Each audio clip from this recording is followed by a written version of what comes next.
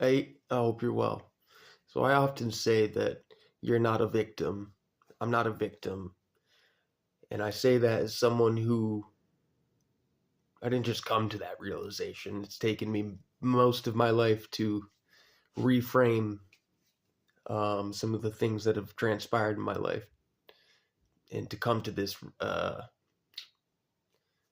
outlook and perspective that I'm not a victim. And that's coming from someone who is, despite how you may perceive me looking at me right now, I've endured a lot and I'm not complaining. I'm grateful for every struggle, every trial, um, all of it, all of it. Years of addiction, um, just everything. And I say this because had it not been for everything transpiring and unfolding the way that it has, I would not be where I am right now and who I am right now speaking to you. And I'm finally able to say that I'm someone I'm proud of myself. And that took me I'm 34 now. It took me almost 34 years to start feeling that way. Um, and for a long time, it did feel like the universe and all odds were constantly stacked against me right from the get-go. Um,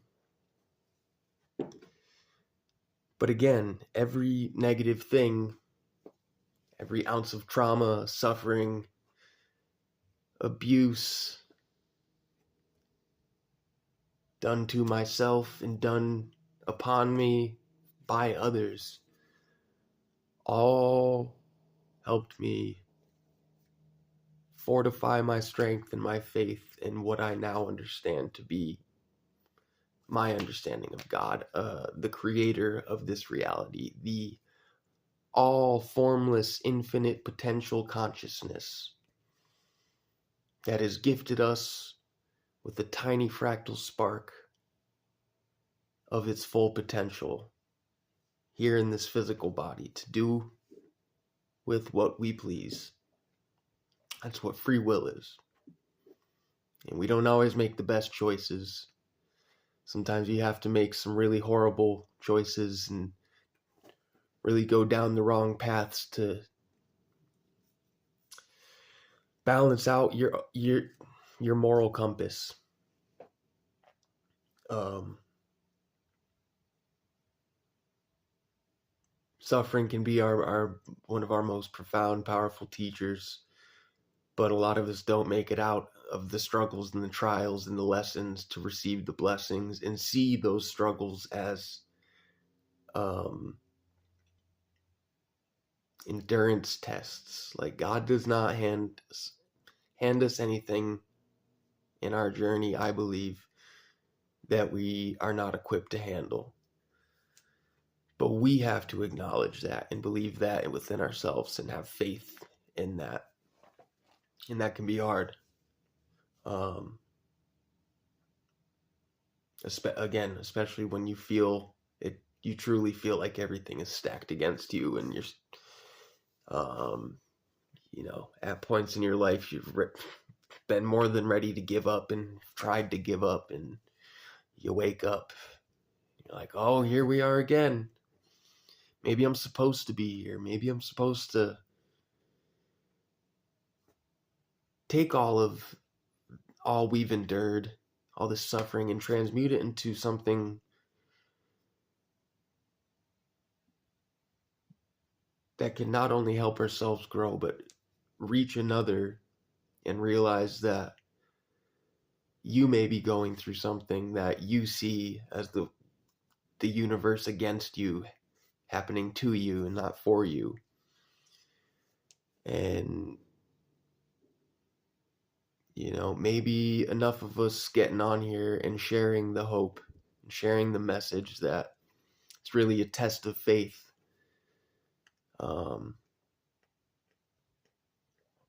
Because you will be tested, and in those moments, it's not to punish you; it's to see how bad you actually want it, How bad do you want to achieve your goals and your dreams and this vision for your future and a future for a more harmonious dance with humanity and our place in nature, in the cosmos, in the universe. Like we like to get deep here. Like we're open to all things: esoteric, occult, synchromysticism, astrotheology, shamanic traditions, whatever speaks to your soul. If you can tap into your soul, which I feel we may all be imbued with the soul, but we have to earn it's we have to earn the connection with our soul. It's an initiation. It's a spiritual initiation,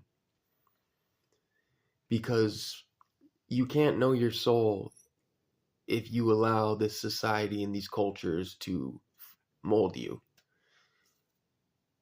with the limited options, the limited illusory options they spoon feed us.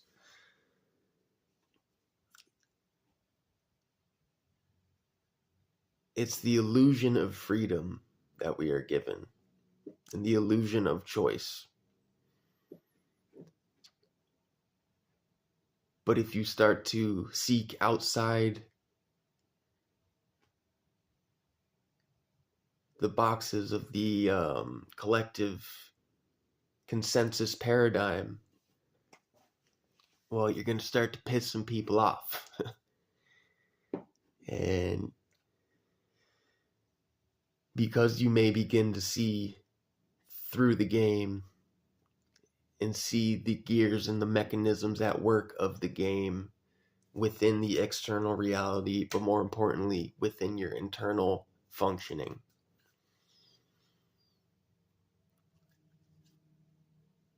People don't want to hear it. People fear what they don't know, especially when it challenges everything they've been led to believe and taught and thought was true.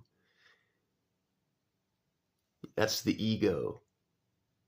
And when your ego gets challenged, and when you've connected your ego to your opinions and your beliefs, again, that have been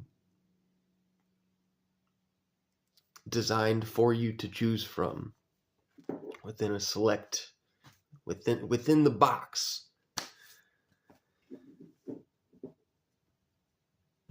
Brain shit its pants again. Man, I gotta get like a brain diaper or something.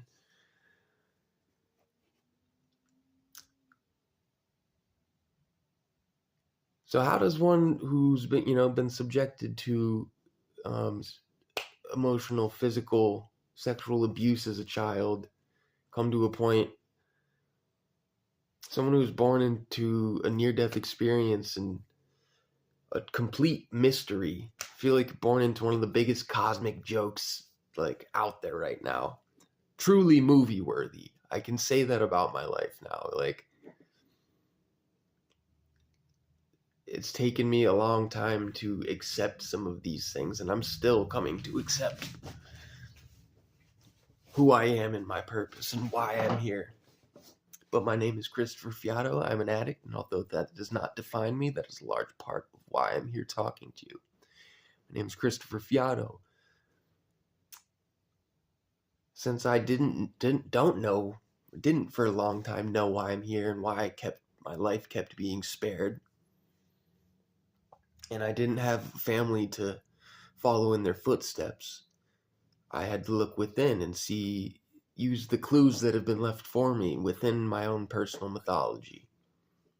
So I am the breath of the Christ bearer. I am not Jesus Christ, but I am here to embody the message of unity consciousness and Christ consciousness in oneness, harmonizing the fracture that we are, the fracture between spirit and physical, masculine and feminine, negative and positive, dark and light, unifying that and trying to find the most optimal balance for your operating system. We're all like, that's why astrology is useful to people, because people don't understand why the planets may have any effect on us down here. Like, oh, what do these physical planets out there have any effect on our personalities? Well, maybe they're not physical bodies like scientism has taught you. Ancient traditions, ancient esoteric traditions, like in ancient Egypt, they referred to the gods and goddesses as netters, and they were not gods and goddesses in the anthropomorphic sense. They were not humans. When they worshipped gods and goddesses, they looked at them as virtues and ideals and characteristics and archetypal energies that are inherent and fundamental in the construction of the universe.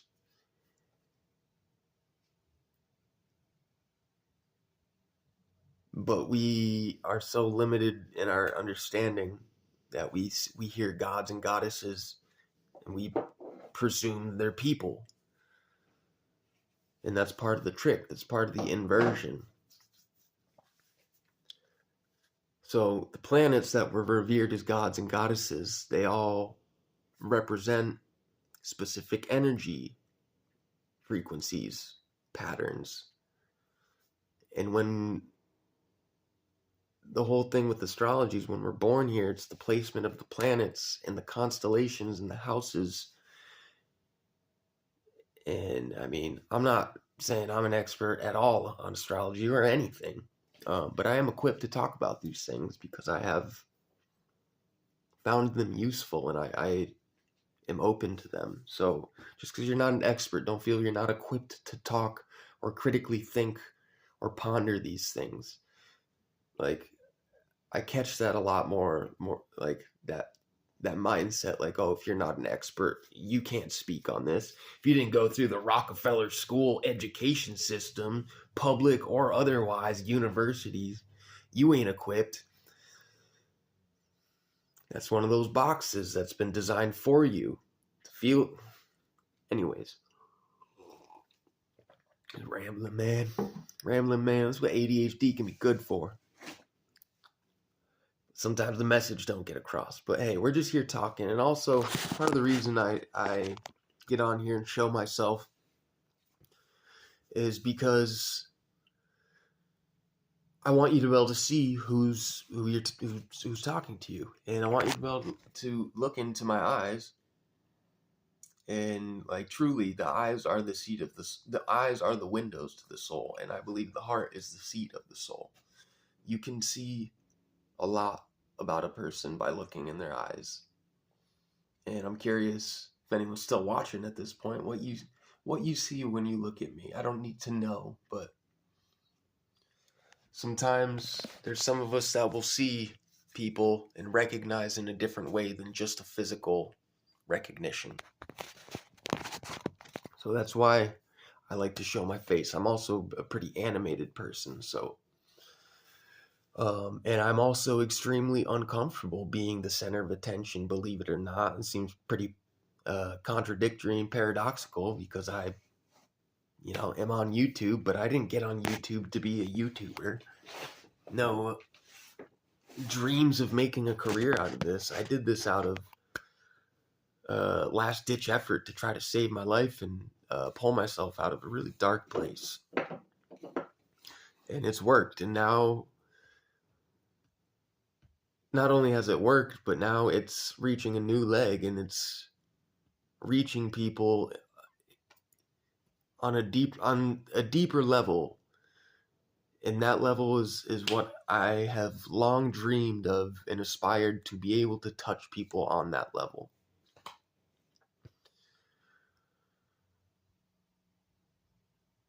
The world and the media,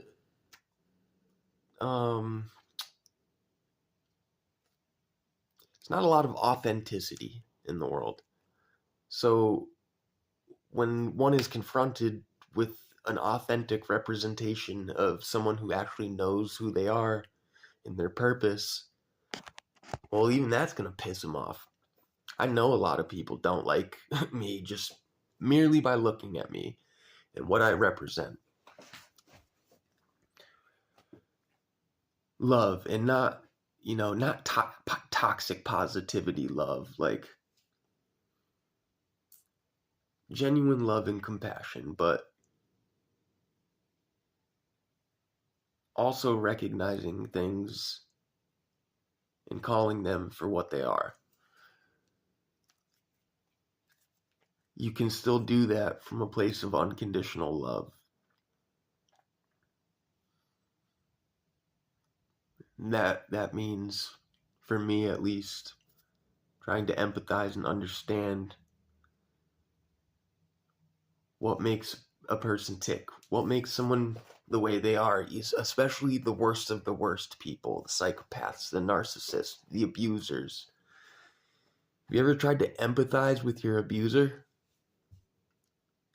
and then find like compassion for them, even though you don't, doesn't mean you agree with their actions, but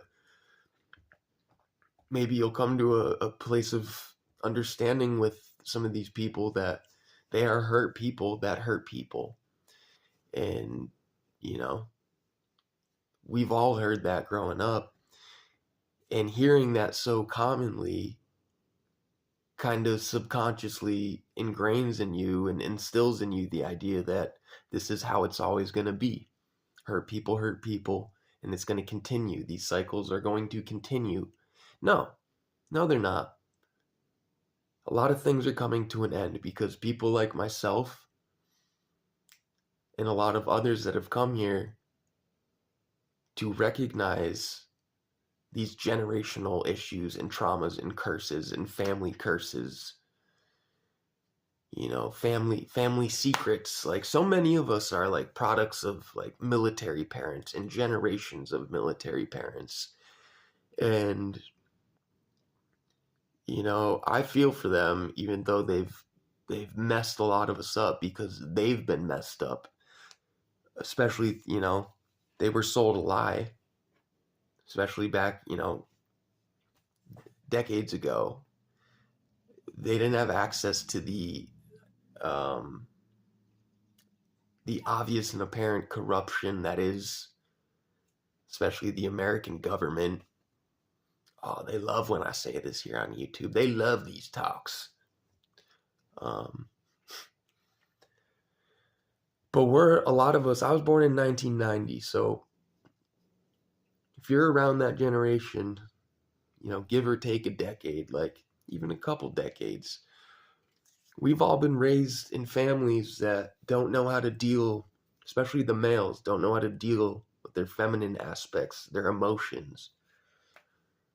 And they were taught to suppress that. And that's why we see so much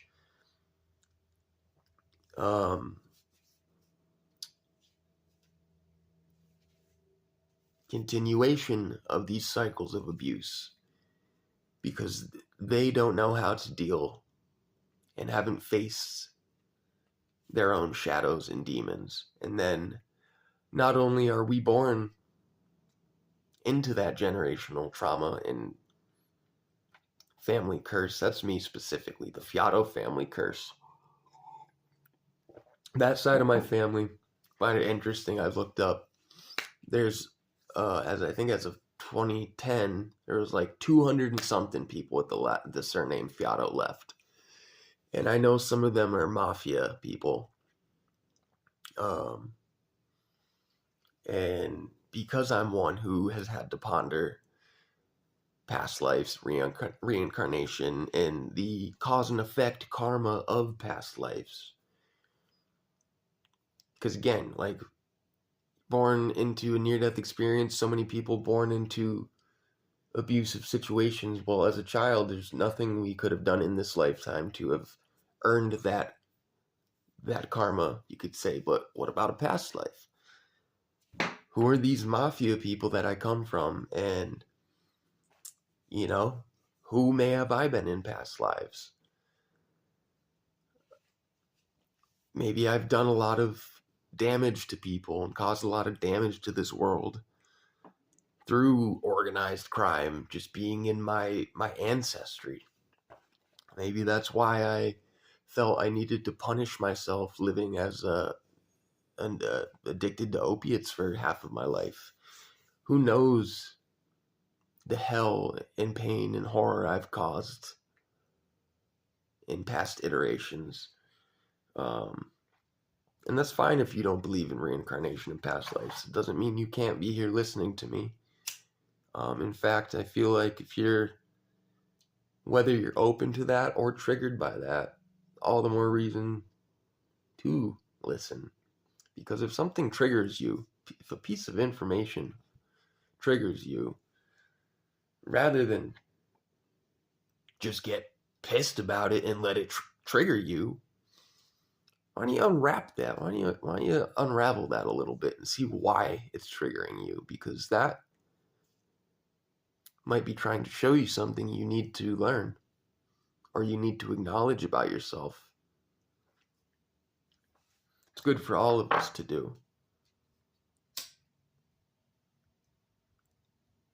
It's good to try and analyze our emotions and our thoughts and our feelings and our compulsions, especially us addicts. Like, one of the best things for my recovery these last couple years was, every time I'd get a compulsive thought to go pick up some dope, ask myself, what about this do I want to do? Pretty quickly, especially if you've done it for so long and seen the hell that ensues time and time again, the insanity of it, you will quickly, if you're really going open to listening to yourself, you'll realize, oh, I don't want to do this. Like, where did that thought come from? Oh, it's hardwired into me. It's a circuit that I've allowed to engage for so long that it's running on autopilot now. And there's so many of those circuits in us that run on autopilot and we're not even aware of it. So just from that one thought exercise and mindfulness technique, doing that for years now, as it just starts to spill out into every other area of your life of analyzing yourself. Tap into the silent observer, that the observer, the all. God sees all, because that consciousness observing us is the same consciousness, that spark of the all, that ignites every one of us. And that's how we're all connected. This is all interconnected. And it's beautiful. The more you see it, the more you see the patterns, the fractal dance, the mathematics of the matrix. It's really quite beautiful. I mean, it's overwhelming at first and devastating. Existential crisis after existential crisis, but keep pushing. Have faith that there's a reason that delving into these things are causing such abrupt quakes of emotion within you. It's because you start breaking the programming. The truth starts putting viruses in the false light softwares that's been programmed into us through the education systems, through our sick, disgusting, toxic cultures and societies. Man, the way that the powers that be have mastered esoteric psychology on a mass scale is it's pretty impressive, but it's genius diabolic.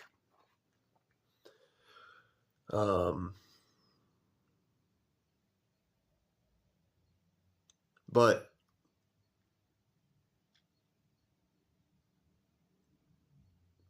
the good news is if you start to understand that's what's going on, well, the information is out there. The we have access we have access to so much information now that we can explore these tactics that have been weaponized against us, and we can reverse the damage. We can reverse the programming and reprogram ourselves.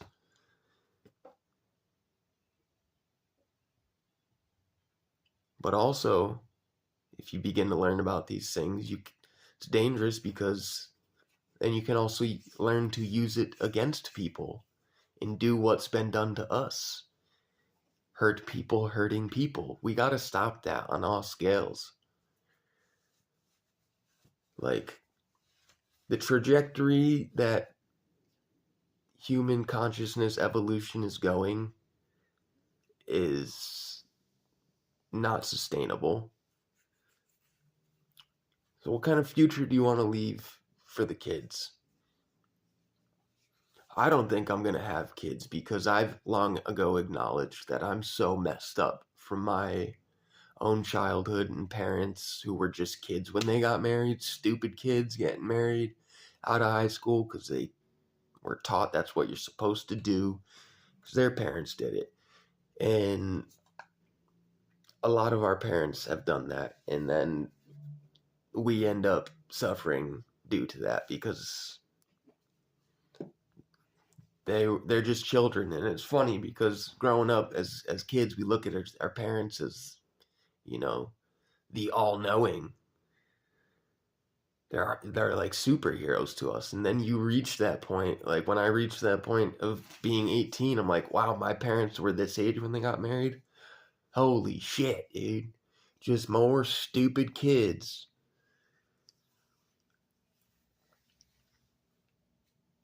Doing the same stupid shit. Worsening the problem. So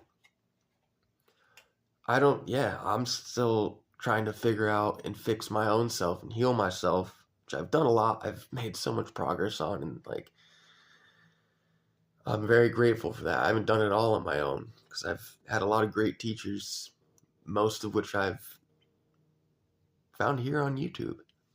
Um, and even though I've met hardly any of them, some of the best friends I've ever had. Um,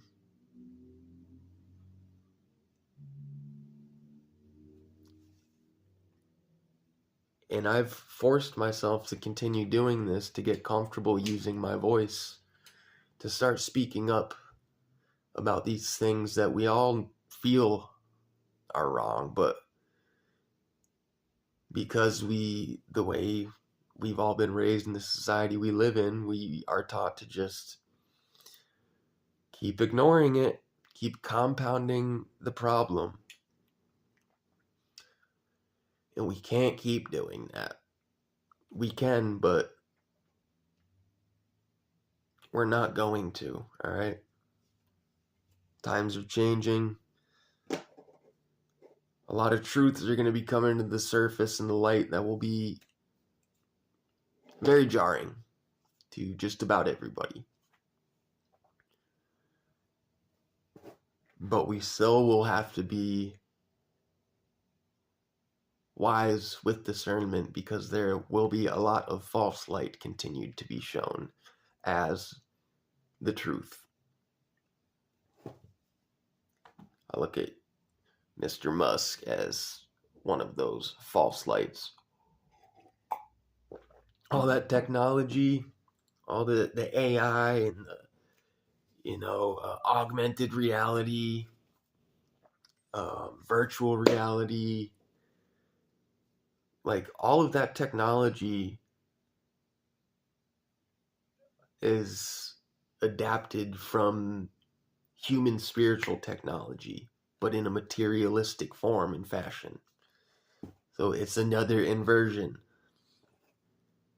We think technology and we think like, nuts and bolts or, wires and cables and computers, but we don't think spiritual technology, human, God-given technology that's been filtered out. And although in some regard we have evolved materialistically, we have devolved and regressed spiritually, consciously, collectively. And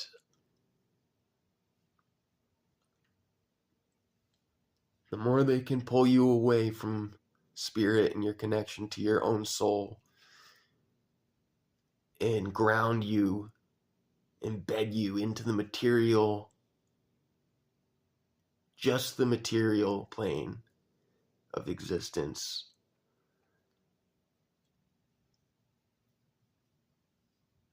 the more they disconnect your potential to connect to spirit. And they've done a great job. They have done a great job. Americans are so arrogant that we think we're the most advanced version of humanity and iteration of humanity. And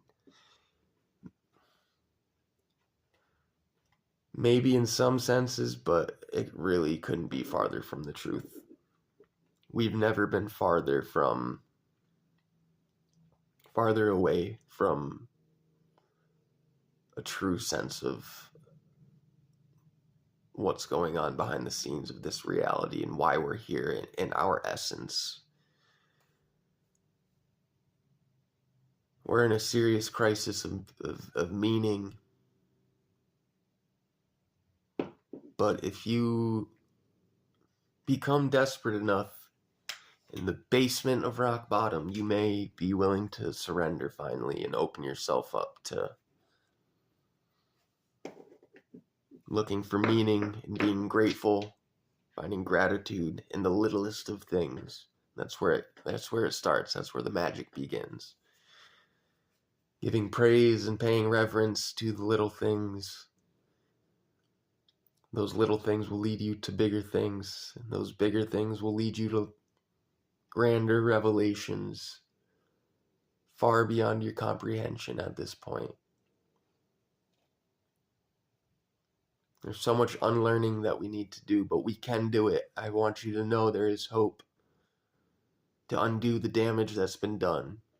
But we need to start now. We need to start planting seeds now. This is not preaching and telling anyone that I have the answers or I have the right way and to follow me step by step. No, if you can dig into your soul, you will find your own way. And we can all find our own way back to God. And hopefully realize that we can live harmoniously. I love you guys. I hope you have a great night.